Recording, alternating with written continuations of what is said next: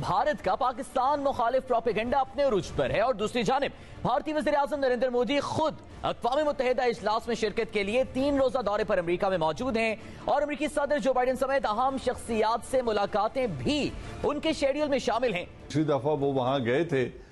तो वहां भी उन्होंने खिताब किया, तो उसके बाद क्या दुनिया का क्या रिस्पांस था? क्या कश्मीर से वो पाबंदियां उठा ली गई? दुनिया में रियल पॉलिटिक है और वो दुनिया अपने मकासद को देखते हुए, अपने स्ट्रेटेजिक इंटरेस्ट को देखते हुए, अपने मफाद को देखते हुए मूव करती है। पाकिस्तान इमरान खान अक़वाम मुत्तहिदा जनरल असम्बली के 76वें इजलास से वर्चुअली खिताब करेंगे। ऐसी सूरत हाल में जहां एक जानिब भारत का पाकिस्तान मुखालिफ प्रोपेगेंडा अपने उरूज पर है और दूसरी जानिब भारतीय वज़ीर-ए-आज़म नरेंद्र मोदी खुद अक़वाम मुत्तहिदा इजलास में शिरकत के लिए 3 रोज़ा दौरे पर अमेरिका में मौजूद हैं और अमेरिकी सदर जो बाइडेन समेत अहम शख्सियात से मुलाकातें भी उनके शेड्यूल में शामिल हैं। क्या पाकिस्तानी वज़ीर ख़ारिजा शाह महमूद कुरैशी वज़ीर-ए-आज़म इमरान खान की अदम मौजूदगी में सिफारती मुहाज़ पर ये खला पुर कर पाएंगे? अच्छा जनरल साहब, जिस प्रोपेगेंडा का हम जिक्र कर रहे हैं इसमें तो कोई शक नहीं है भारत की जानिब से पाकिस्तान मुखालिफ प्रोपेगेंडा किया जाता है, जिसके असरात अभी हमने हालिया क्रिकेट टीम के दौरों की मनसूखी की सूरत में भी देखे, फिर अफगानिस्तान सूरत हाल में भी हमने देखे। अब पाकिस्तान की जानिब से डोजियर भी पेश किए जाते हैं, काउंटर नैरेटिव्स भी पेश किए जाते हैं, लेकिन फिर सर क्या वजह है कि भारत जो ये जाली प्रोपेगेंडा करता है जिसको पाकिस्तान साबित भी करता है, उसके वज़ीर-ए-आज़म को अमेरिका में वेलकम भी किया जाता है, बाइडेन के साथ अहम मुलाकातें भी शेड्यूल होती हैं, लेकिन पाकिस्तान जो अपना दिफा पेश करता है, भारत के झूठे प्रोपेगेंडा को बेनकाब करता है, वो अभी भी इंतजार करता है कि हमारी जो काविशें हैं उनको सराहा जाए, मुखलिसाना काविशों को। क्या हम जो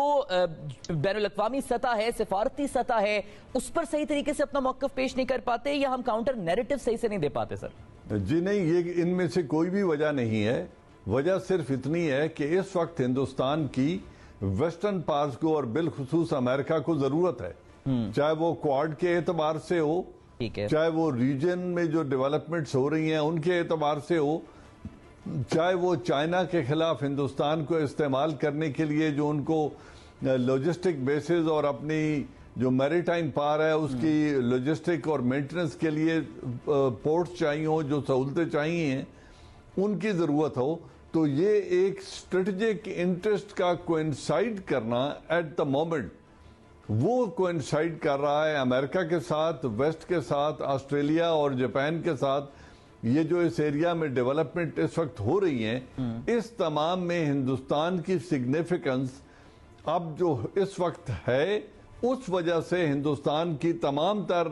जो ज्यादती हैं जो कश्मीर में कर रहे हैं, जो वो पाकिस्तान के अंदर दरअंदाजी कर रहा है, जो पाकिस्तान के अंदर दहशत गर्दी कर रहा है, जो कुलभूषण यादव नेटवर्क जो कुछ कर रहा था, या जो कुछ वो पिछले 20 बरस से अफगानिस्तान की सरजमीन से करते रहे हैं, उन तमाम चीज़ों के ऊपर कोई इस वक्त अमेरिका या वेस्ट कोई एक्शन लेना नहीं चाहता, क्योंकि उनके मफाद इस वक्त आपस में कोइंसाइड कर रहे हैं। जब पाकिस्तान के साथ यही मफादात मिल रहे थे तो पाकिस्तान को आइसोलेट करने के लिए, पाकिस्तान को दहशतगर्द डिक्लेयर करवाने के लिए हिंदुस्तान ने अपने पूरा जोर लगाया पूरी दुनिया में, लेकिन वो अपने मकसद में नाकाम रहा, क्योंकि उस वक्त पाकिस्तान की अमेरिका को जरूरत थी। अब चूंकि अफगानिस्तान से अमेरिका निकल के जा चुका है, अब उनका वो मफाद पाकिस्तान के साथ नहीं रहा जो इससे पहले हुआ करता था। अगरचे पाकिस्तान की strategic, Jio economic, Jio political and geo strategic interest और उनका जो अहमियत है वो अपनी जगह पे कायम है। ठीक है, आज भी पाकिस्तान न दुनिया में आइसोलेटेड है, 2 वीटो पावर्स हैं जो इस वक्त भी पाकिस्तान के साथ मिलके चलने को तैयार हैं, चाइना और रशिया। और जिस तरीके से 8 ममालिक ने अपनी इंटेलिजेंस कॉन्फ्रेंस इस पाकिस्तान की दावत पे बुलाई, तो अब जो जियो स्ट्रेटेजिक इक्वेशंस हैं वो तब्दील हो रही हैं और उनमें एक तरफ एक वाज़े टिल्ट नजर आ रहा है हिंदुस्तान की तरफ, और जो हमारे रीजन में वाज़े टिल्ट नजर आ रहा है पाकिस्तान की तरफ। अब इसको देखते हुए आगे किस तरीके से चलना है, अपने आगे की मनसूबाबंदी किस तरीके से करनी है, क्योंकि हम अमेरिकन ख्वाहिशात पे अमल नहीं कर सकते। बिल्कुल ठीक है। जो कुछ अमेरिका अब हमसे चाहता है वो सब कुछ देना मुमकिन नहीं है, तो कंस्ट्रक्टिव एंगेजमेंट अमेरिका के साथ एक तरफ जरूरी है, لیکن ایسی بات نہیں ہے کہ آپ اپنے اسٹریٹجک مفادات پہ تو سمجھوتا کر لیں، چاہے وہ کشمیر کے حساب سے ہو، چاہے وہ چائنا کے ساتھ جو ہمارے معاہدے ہیں وہ ہوں، یا ہمارے نیوکلیئر جو آرسنل ہے اس کے بارے میں، تو ان تینوں چیزوں کے بارے میں کوئی کمپرومائز ہو نہیں سکتا۔ جنرل صاحب، سب سے پہلے آپ سے گفتگو کا آغاز کریں گے۔ وزیر اعظم کا جو آج خطاب ہوگا اس میں جو اہم امور ہیں اس پر تو آپ سے تفصیلاً بات کریں گے، لیکن سب سے پہلے ذرا یہ بتائیے گا کہ موجودہ صورتحال افغانستان میں جو ہوا، خطے کی موجودہ صورتحال، پاکستان پر جو پاکستان مخالف پروپیگنڈا اس وقت چل رہا ہے، اس ساری صورتحال میں کیا آپ سمجھتے ہیں کہ وزیر اعظم پاکستان عمران خان کو بذات خود جا کر اقوام متحدہ جنرل اسمبلی میں خطاب کرنا چاہیے تھا؟ اس کی سگنیفیکنس زیادہ ہوتی سر؟ نہیں، میں نہیں سمجھتا کہ ان کے جانے یا نہ جانے سے کوئی فرق پڑتا ہے۔ ایک ٹائم سلاٹ الاٹڈ ہے اور اس میں ٹائم میں جو انہوں نے یونائٹڈ نیشن جنرل اسمبلی سے خطاب کرنا ہے وہ پوری دنیا سن رہی ہوگی اور وہ بات کر رہے ہوں گے۔ جب پچھلی دفعہ وہ وہاں گئے تھے تو وہاں بھی انہوں نے خطاب کیا، تو اس کے بعد کیا دنیا کا کیا ریسپانس تھا؟ کیا کشمیر سے وہ پابندیاں اٹھا لی گئیں؟ دنیا میں ریال پولیٹک ہے اور وہ دنیا اپنے مقاصد کو دیکھتے ہوئے، اپنے اسٹریٹجک انٹرسٹ کو دیکھتے ہوئے،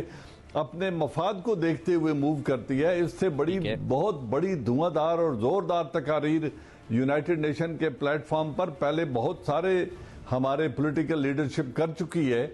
لیکن 74 ایئرز میں کیا تبدیلی ہمیں نظر آئی ہے؟ تو مقصد یہ ہے کہ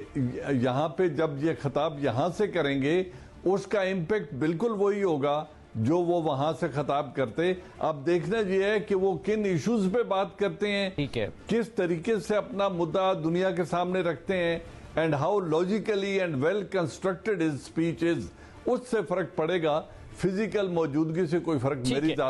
میری سمجھ میں نہیں پڑتا۔ ٹھیک ہے جنرل صاحب، آپ یہ سمجھتے ہیں، جنرل صاحب جو بات کریں وہ اس سے آپ متفق ہیں کہ وزیر اعظم کے وہاں جانے یا نہ جانے سے کوئی فرق نہیں پڑے گا، کیونکہ جو سلاٹ الاٹڈ ہے اس میں تو انہوں نے خطاب کرنا ہے، لیکن جب وہاں پر جاتے ہیں تو ظاہر ہے پھر سائیڈ لائنز میں میٹنگز بھی ہوتی ہیں۔ کیا وزیر اعظم کا جانا نہ جانا ایک برابر ہے سر؟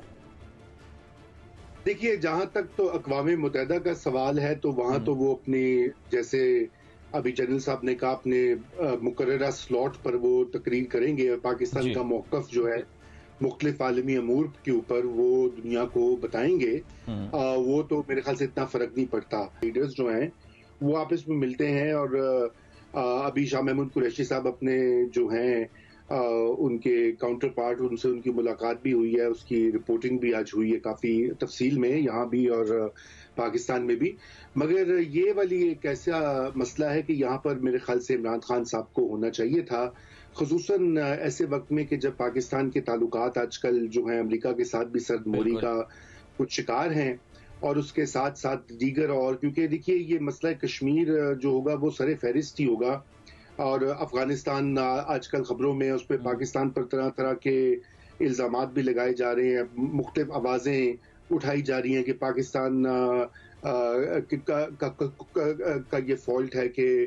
طالبان جو ہیں انہوں نے قبضہ کر لیا ہے، مطلب ایک جو امریکہ کی وہاں پہ ناکامی ہے 20 سال کے بعد، اس کا سارا ملبہ پاکستان کے کھاتے میں ڈالا جا رہا ہے۔ تو وہاں پر یہ ضروری ہوتا ہے کہ مختلف لوگوں سے مل کر اپنے موقف کو آگے پیش کیا جائے، تو شاید وہ تھوڑا اس میں مسئلہ ہوگا، کمی محسوس ہوگی یقیناً، لیکن شاہ محمود قریشی صاحب نے بھی اپنا بڑا ہنگامی اور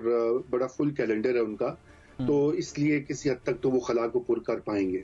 اچھا رضا رومی صاحب، ہم آپ سے یہ جاننا چاہیں گے کہ جو آپ نے دو اہم معاملات کا ذکر بھی کیا ہے، ظاہر کشمیر کا معاملہ ہمیشہ سے پرائیورٹی پہ رہا ہے ہمارے UN ایڈریس میں، اور افغانستان کی موجودہ صورتحال میں بھی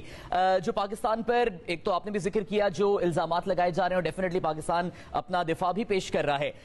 امریکہ میں جو عام شہری موجود ہیں ان کے نزدیک پاکستان کا یہ تاثر کس طرح سے ہے اس ساری صورتحال میں، افغانستان کی کوششوں کو لے کر بھی اور دیگر خطے میں امن کی کوششوں کو لے کر بھی؟